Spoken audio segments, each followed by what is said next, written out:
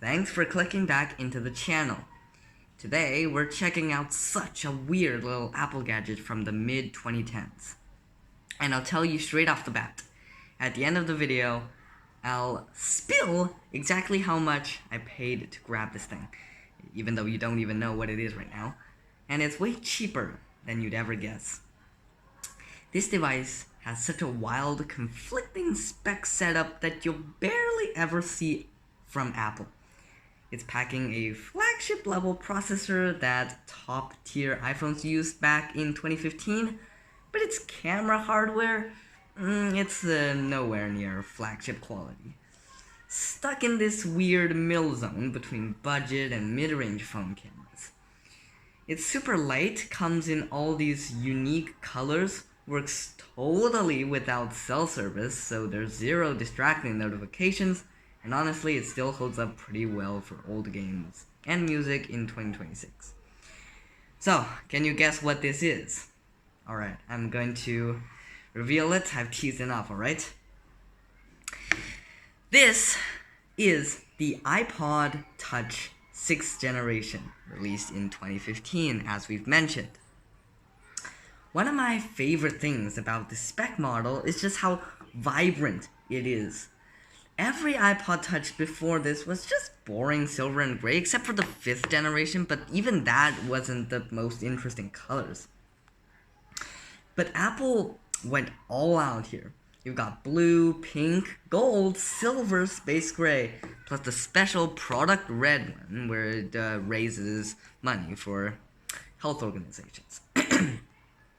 So, no other Touch ever got this many bright color options.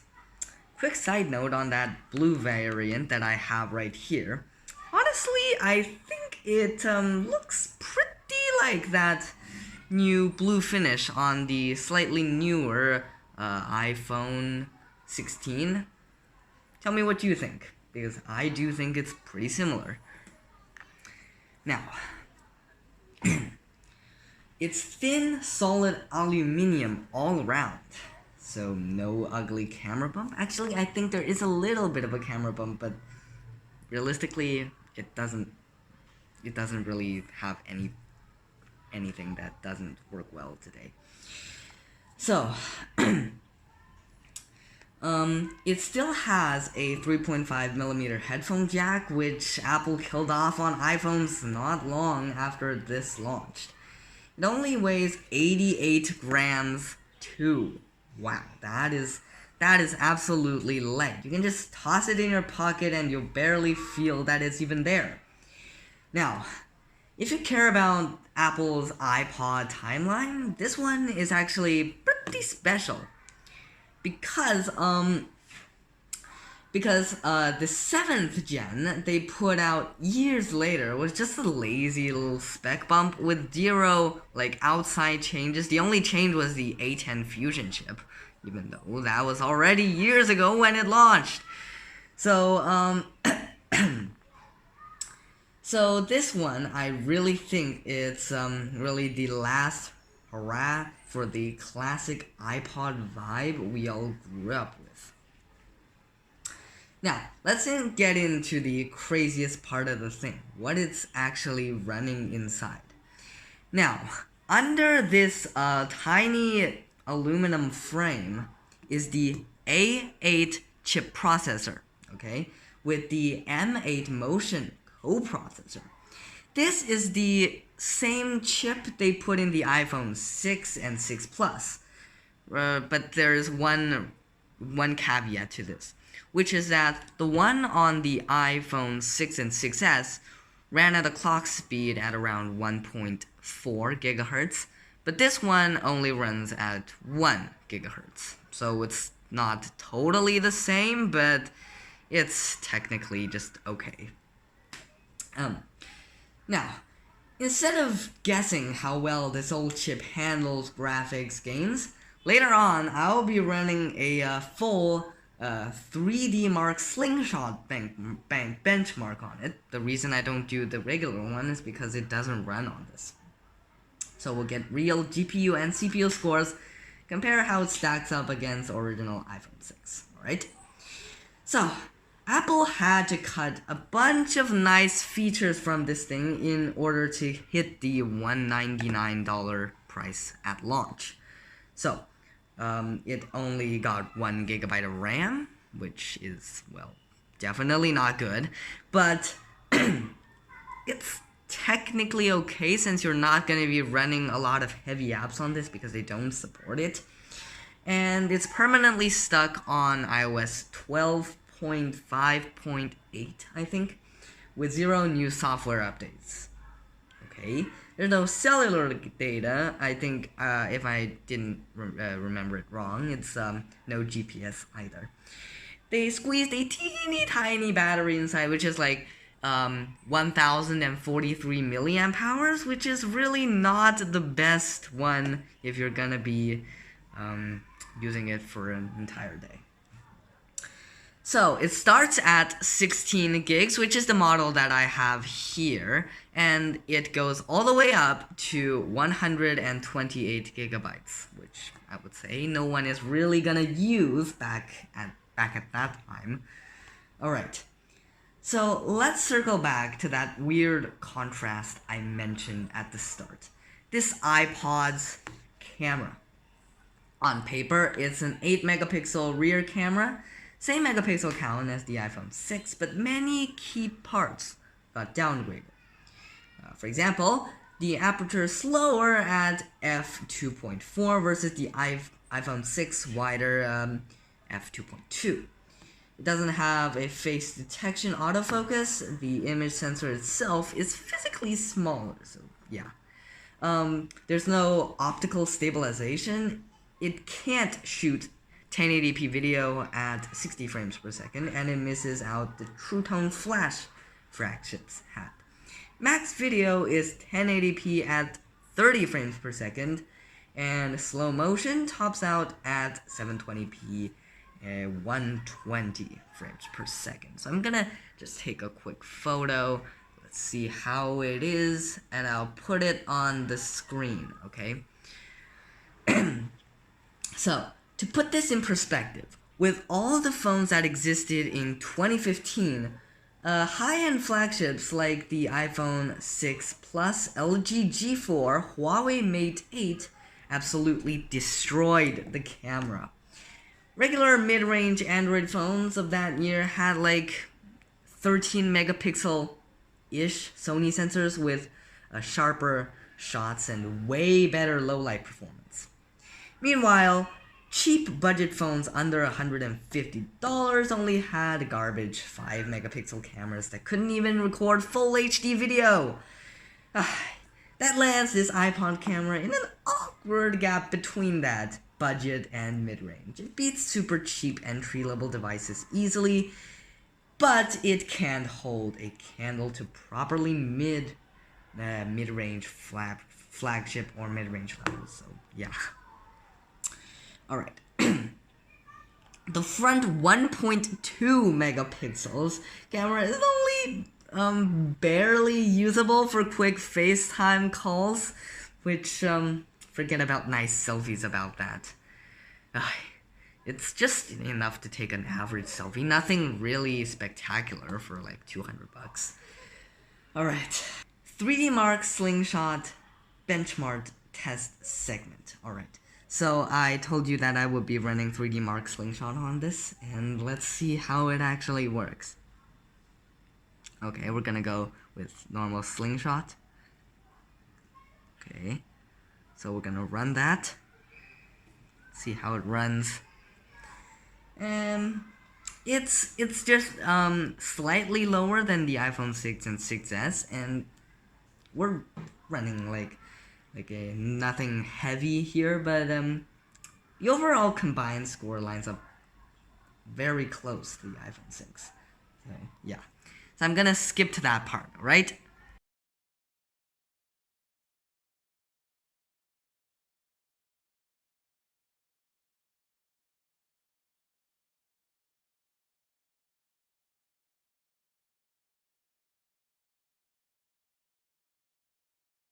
Okay, alright.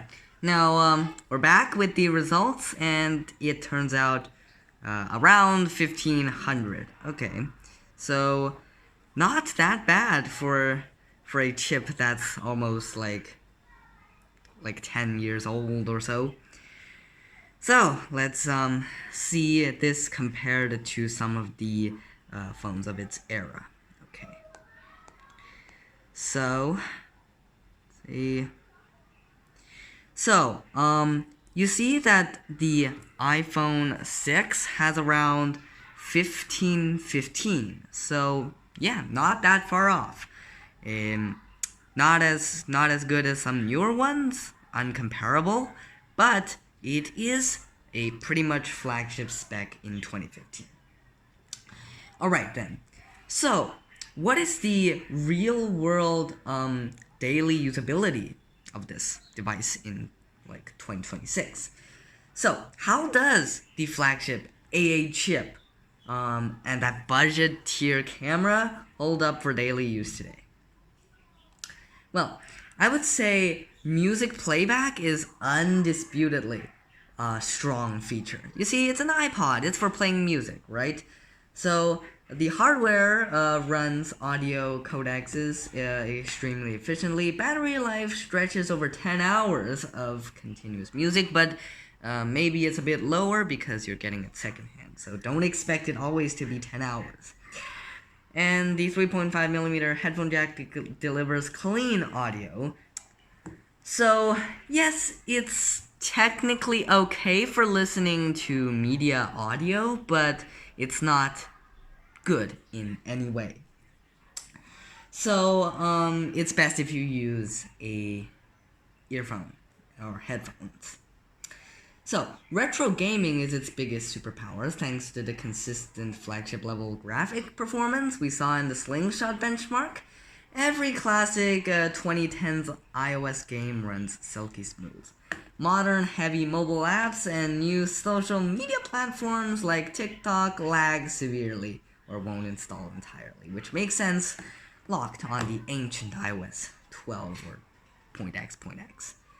So, light web browsing, note-taking, and offline video streaming over Wi-Fi all works fine for casual, simple tasks, but heavy multitasking will hit the 1GB RAM limit very quickly.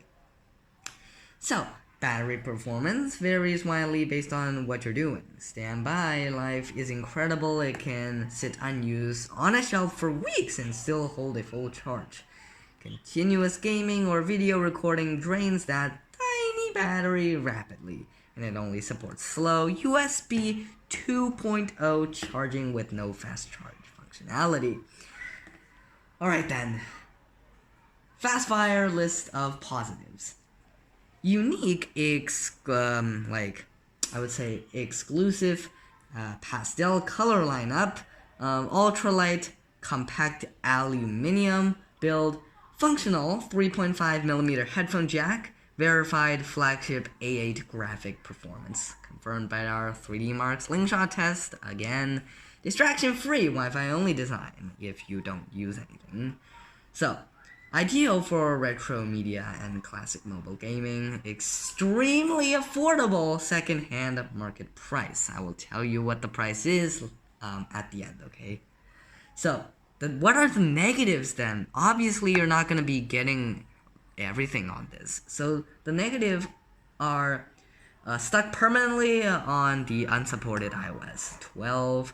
Some mobile apps won't install on this thing. For example, maybe like probably most AI apps like ChatGPT won't install on this. In fact, I tried that. Only 1GB of RAM, limiting modern apps again. Camera hardware stuck in budget mid-range gap tier, but realistically, who is buying an iPod in 2026 to use the camera? Most people already have phones. So, alright then. Who is this device actually for if you're buying this in 2026? Now, let me break down exactly what kind of person this iPod Touch 6 is built for, and who should skip it entirely without even looking. So, first off, it's perfect for retro Apple collectors hunting unique, colorful, vintage hardware you can't find anywhere else.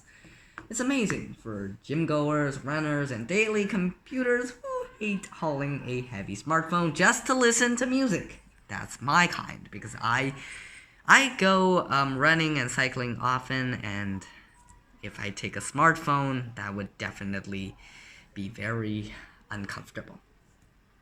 So, alright, no distracting texts or calls again because it doesn't have cellular. Alright, I do want to highlight a huge bonus for parents right here too. iOS 12 is the first ever iOS version that introduced screen time. Okay, so where you can set hard daily time limits for every single app on the device. You can log how long your kids spend on games, videos, anything, and cut off access once their allowed time runs out. Since this iPod only works over Wi-Fi with no cell plan, it's such a low-stakes first Apple gadget for children. It also dream for retro mobile game fans. Tons of old iOS games got pulled from modern app stores, but they run flawlessly here thanks to that A8 chip we benchmarked earlier. Now, if you're someone looking for a full smartphone replacement, a device for high quality photos or videos, or you live stream on mobile social media, unfortunately, this iPod isn't for you. It's definitely good in 2015, but now it's 2026. You're not gonna be getting everything on a modern flagship on this device. So, at the end of the day, the iPod Touch 6 stands at one of the Apple's most fascinating oddities from the mid-2010s tech lineup. It carries benchmark verified flagship A8 graphic power measured with 3D Mark Slingshot. I'm not sure how many times I talked about that this time. Alright, so iconic one-of-a-kind color options and marks at the end of the original iPod Media Player version before Apple slowly phased the entire iPod line out entirely. In fact, when they upgraded this from the iPod Touch 5, I think they didn't even make a big deal about it on their website. So it's not a smartphone, and it's a small budget device just for playing music, okay? If you're a music fan, just get one of these for 16 gigs. And, alright, so now is the time for me to reveal how much I paid for this. So this second-hand, pretty good quality one costed me only $20. Okay? Plus shipping. That's only $20 includes shipping. So yeah, if you are any of those types of people, you should definitely get this. Alright, see you in the next one.